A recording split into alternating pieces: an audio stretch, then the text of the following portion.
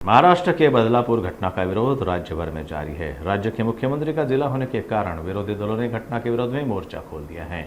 इसी कड़ी में महाविकास आघाड़ी ने 24 अगस्त को महाराष्ट्र बंद का आह्वान किया है। वहीं राज्य में महिलाओं पर हो रहे अत्याचार के विरोध में एनसीपी शरद पवार गुट के प्रवक्ता महेश तपासे और कांग्रेस के कल्याण जिला अध्यक्ष सचिन कोठे की तीखी प्रतिक्रिया सामने आई है।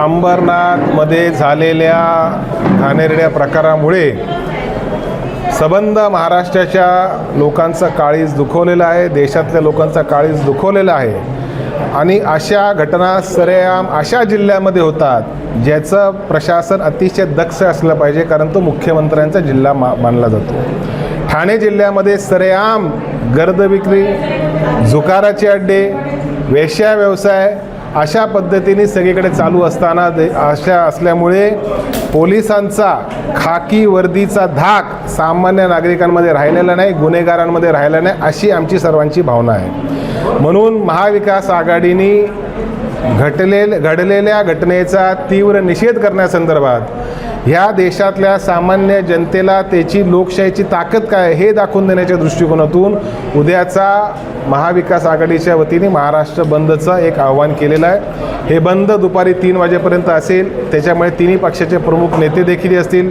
स्थानिक स्तरावर त्याचे कार्यकर्ते देखील असतील आणि आम्हाला अशी माहिती मिळते की आज संध्याकाळपासूनच कदाचित आमच्यावर पाळतही ठेवली जाईल, कदाचित आम्हाला नजरकैदेतही ठेवलं जाईल, कदाचित बोलवलं देखील जाईल, परंतु हरकत नाही।